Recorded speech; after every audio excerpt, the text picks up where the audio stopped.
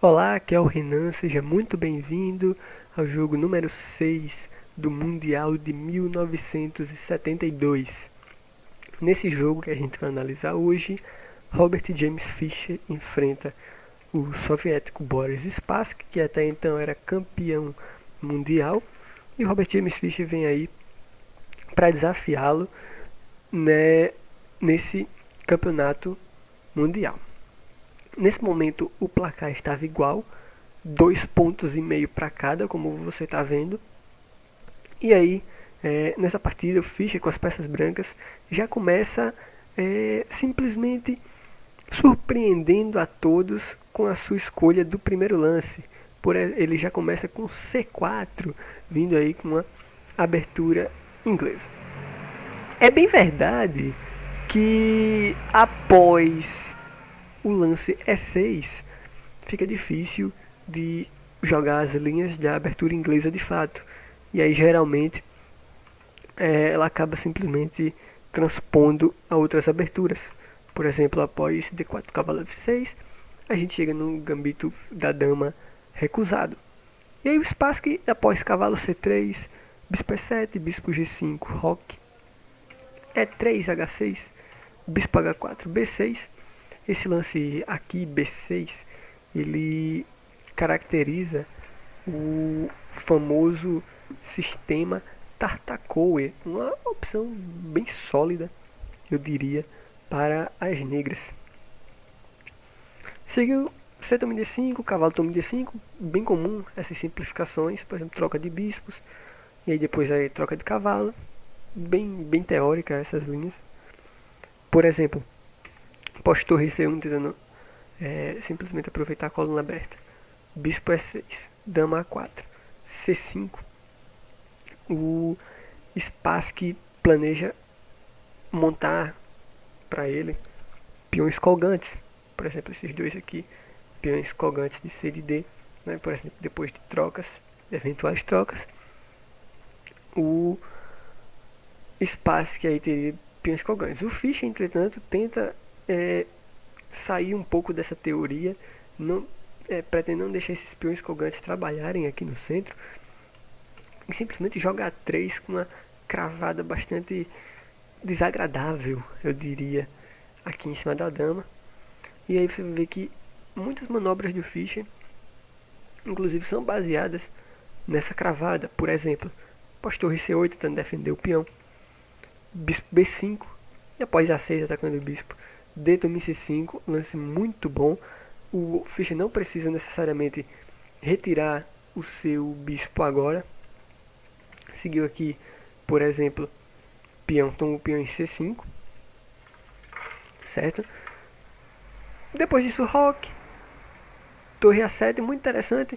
Vamos colocar aqui, por exemplo, após roque, vamos colocar o Stockfish para ver o que ele jogaria, por exemplo.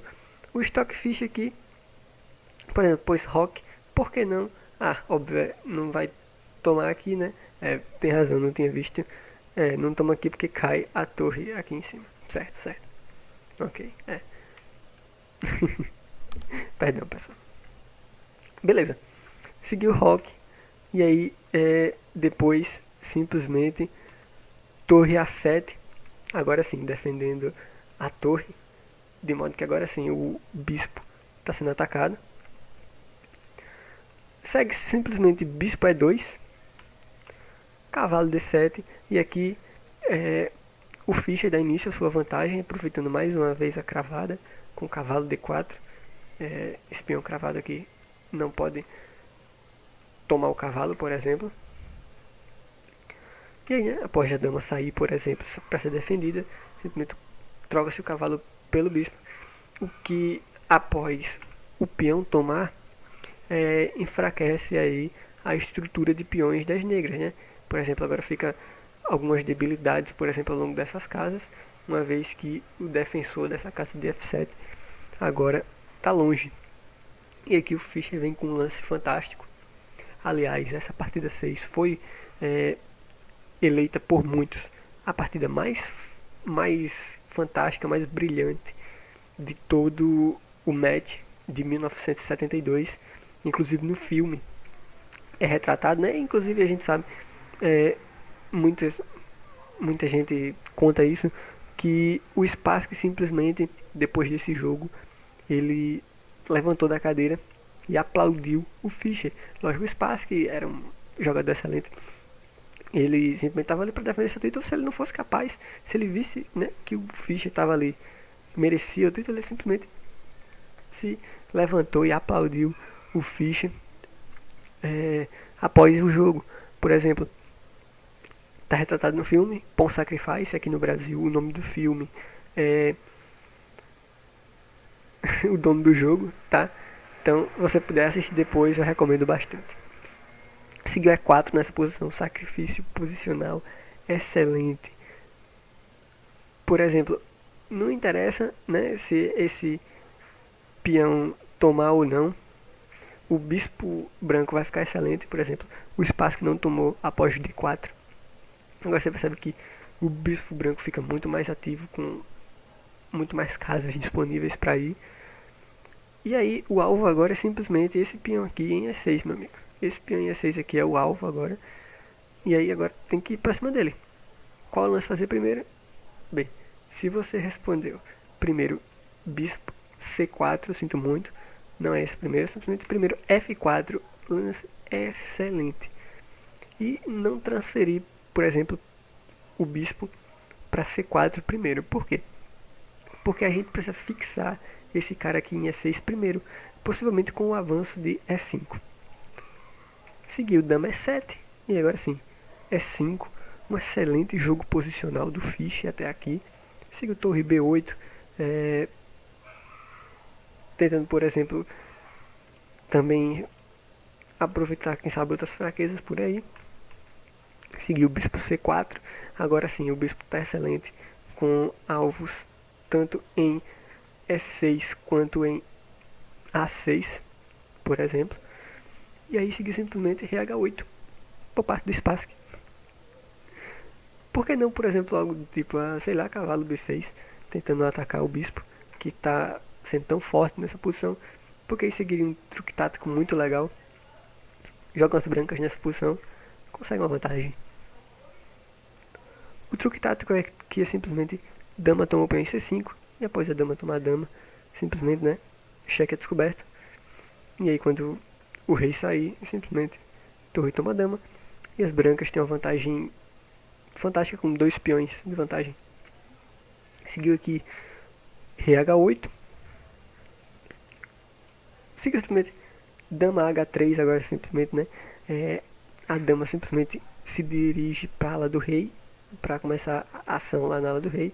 E lógico também com pressão aqui nesse cara de E6, opa. Também com pressão em E6, lógico, opa. Seguiu, portanto, cavalo F8 e agora B3.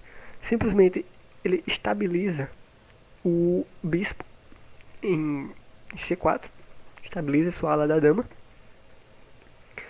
E aí após a A5, quem sabe tentando aí avançar para quebrar o peão, simplesmente F5, tentando desenvolver pressão ao longo da coluna F, quem sabe aí depois das trocas.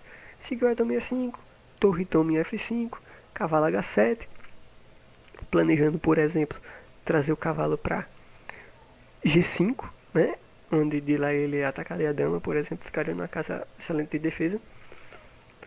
O Fischer continuou com seu plano, não vou botar com isso não, vou botar minhas torres na coluna F. Sigo dama D8, dama G3, saindo, né, possível ataque do cavalo. Torre E7, simplesmente defendendo seu peão. H4, torre de BB7.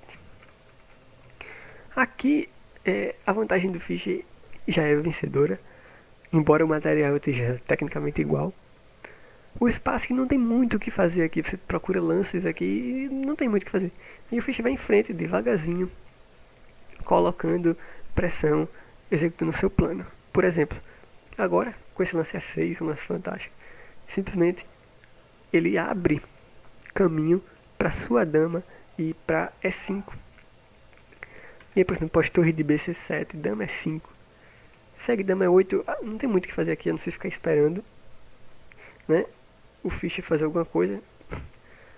A4, não deixando que esse cara avance e planeje, por exemplo, alguma coisa contra a nossa estrutura de peões. Dama D8 e não tem muito o que fazer. Torre de 1 F2, dama E8, torre 2 F3, dama D8, bispo D3. Muito legal, o Fischer vai melhorando a posição das suas peças pouco a pouco. Dama E8, dama E4, cavalo F6. Aqui nessa posição tá tudo perdido já. Joga umas brancas nessa posição, Fischer faz um lance fantástico. Torre toma o cavalo em F6. Excelente. Esse é aquele tipo de sacrifício que a gente não consegue dizer assim, olha, faz, tá entendendo? Faz quando tiver assim, não tem. Ele é meio intuitivo, esse tipo de sacrifício. Geralmente quando já tá aqui as peças todas mirando o ataque no rei adversário, é intuitivo. Peão toma em F6. Lógico, não vai inventar de dar mate agora porque a torre tá aqui cobrindo por enquanto.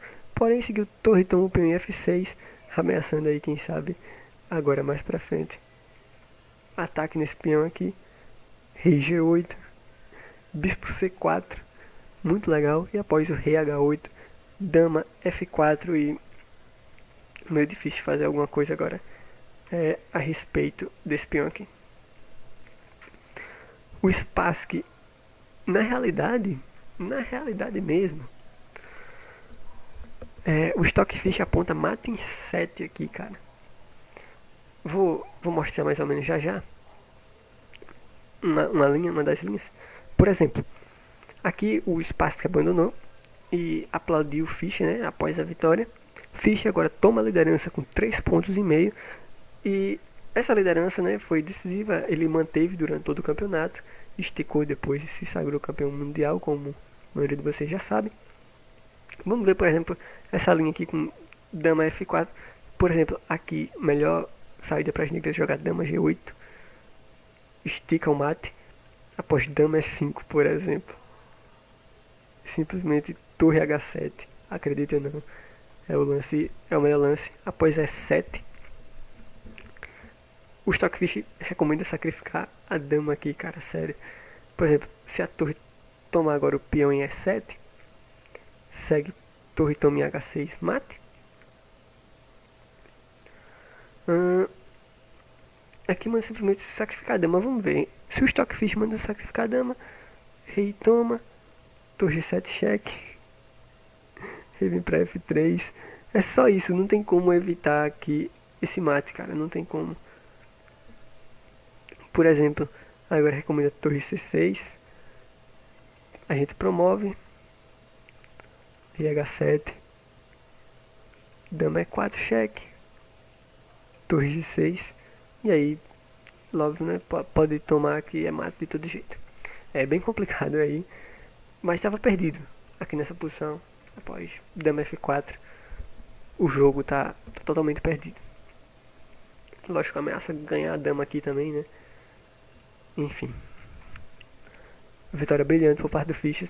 Um dos jogos mais brilhantes do match. Muito obrigado por ter assistido. Até o próximo jogo.